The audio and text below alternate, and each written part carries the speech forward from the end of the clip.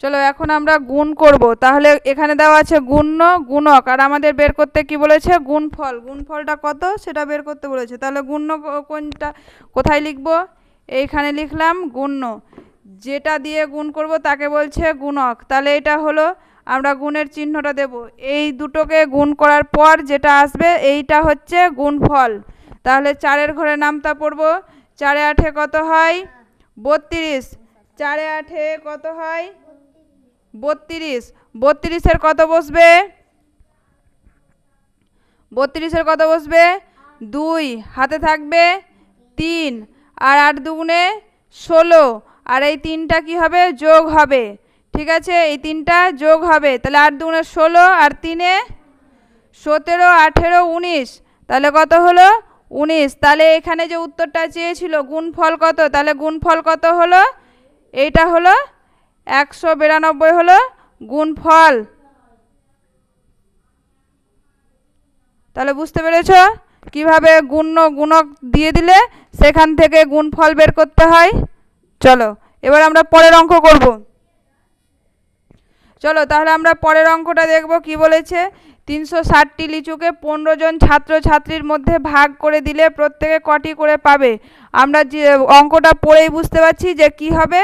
এখানে কি লেখা আছে, ভাগ লেখা আছে, তাই কি করতে হবে, ভাগ করতে হবে। কতজনের মধ্যে, 15 জনের মধ্যে। তাই জিনিস আমরা সব সময় মানুষ এইখানে লিখব, মনে রাখবো এইখানে মানুষ, আর এই যে জিনিস, যটা জিনিস ভাগ করতে বলবে সেই জিনিসটা আমরা এখানে রাখবো। এবার আমরা কি করব, এটা ভাগ করব। তাহলে কতগুলো জিনিস আছে, 360টা জিনিস আছে। কজনকে দিতে হবে, 15 জনকে। আচ্ছা, ভাগ করার একটা নিয়ম হচ্ছে যে আমরা দেখব যে এইখানে যটা সংখ্যা থাকবে এইখানেও তটা সংখ্যা ধরে আমাদের এগাতে হবে। তাহলে এইখানে কটা সংখ্যা আছে, দুটো। কি কি, 1 আর 5 দিয়ে কত হচ্ছে, 1 10 5 15। এইখানে যদি আমরা দুটো ধরি তাহলে কত হচ্ছে, 3 10 6 36।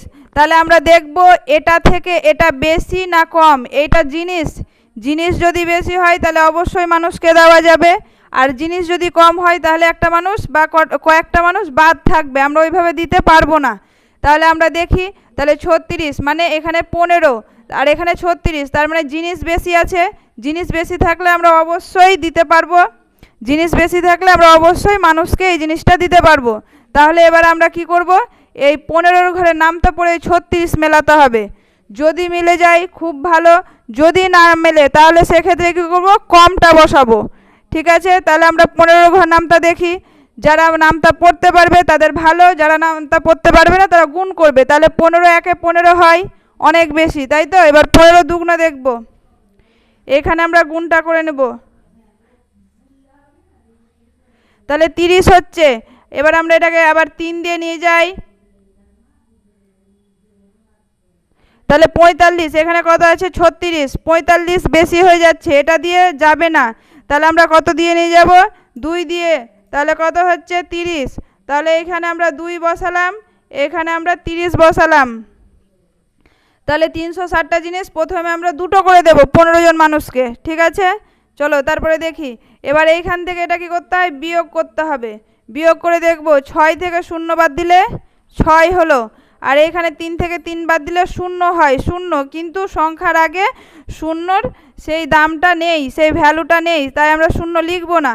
আর এইখানে যে পড়ে আছে 0, সেই 0টা নেমে গেল। ঠিক আছে, এবার চলো এবার আমরা দেখি, আবার আমরা তাই করব। 15-এর ঘর নামতা, 15 ঘর নামতা যদি না পারো গুণ করবে। তাহলে আমরা কি করেছিলাম, এর আগে 2 দিয়ে গুণ করেছি, 3 দিয়ে দেখেছি, 2 আর 3 দেখে নিয়েছি। এবার আমরা 4 দিয়ে নিয়ে যাই, তাহলে দেখি কত হয়। 4 5 20, 0 হাতে থাকলো 2, 4 1 4 5 6, বাহ মিলে গেল। তাহলে আবার কত দিয়ে মিললো, 4 দিয়ে। 4 দিয়ে তাহলে মিললো, তাহলে কত হলো, 60 হলো। তাহলে 360টা লিচু, 360টা লিচু 15 জনকে দিলে কটা করে পাবে, 24টা করে পাবে, 24টা। বোঝা গেছে। তাহলে এখানে এইখানটায় উত্তরটা এইভাবে লিখবে, এটা মুছে দিলাম, এটা রাফ। তাহলে অতএব দিয়ে এইভাবে উত্তরটা লিখবে, প্রত্যেকে 24টি করে লিচু পাবে। বুঝতে পেরেছো?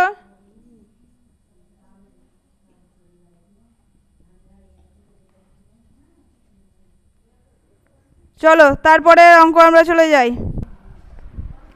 তাহলে এবার আমরা আবার পরের অঙ্ক চলে এসেছি, দেখি কি বলেছে অঙ্কটায়। দুটি সংখ্যার যোগফল কত আছে? 2567 আছে। একটি সংখ্যা 834 হলে অপর সংখ্যাটি কত? যদি এরকম থাকে তাহলে সেই ক্ষেত্রে কি করতে হয়? বিয়োগ করে বের করতে হয়। কত থেকে? বড়টা থেকে ছোটটা বিয়োগ। তাহলে বড়টা লিখলাম, এরপরে ছোটটা লিখবো। কোথায় থেকে লিখবো? এইখান থেকে কি না, এইখান থেকে লিখবো। তাহলে আমরা বিয়োগটা করি। 7 থেকে 4 বাদ দিলে কত হয়? বলো কত হয়? চলো লিখে দিলাম। তারপরে 6 থেকে 3 বাদ দিলে কত হবে? লিখে দিলাম। তারপরে দেখো 5 থেকে 8 বাদ দিলে কত হবে? এখানে একটা মজার ব্যাপার আছে। 5 থেকে কি 8 বাদ দেওয়া যায়? মানে ছোট সংখ্যা থেকে কি বড় সংখ্যা বাদ দেওয়া যাবে? তোমার কাছে যদি 5 টাকা থাকে, তুমি কি কাউকে 8 টাকা দিতে পারবে? দিতে পারবে না। তখন তোমাকে এখানে কি করতে হবে? ধার করতে হয়। কত? 1 দিয়ে কত হলো? 15 হলো। এবার আমরা বিয়োগটা কিভাবে করব? এই 15 থেকে 8 বাদ দিব, তারপরে আমরা সেই বিয়োগটা করব। কত হচ্ছে? 7 হচ্ছে। এখানে আমরা 7 বসিয়ে দিলাম। আর এই যে একটা ছিল, এবার এই একটা কোথায় চলে আসে? এইখানে চলে আসে। এবার 2 থেকে 1 বাদ দিলে কত হবে? 1। কিন্তু আমরা এটা বসাবো না, এটা মনে মনে রাখবো, মনে মনে ধরে রাখবো। তাহলে উত্তর কত হলো? 1733। এই অপর সংখ্যাটা হলো কত? এই যে 1733।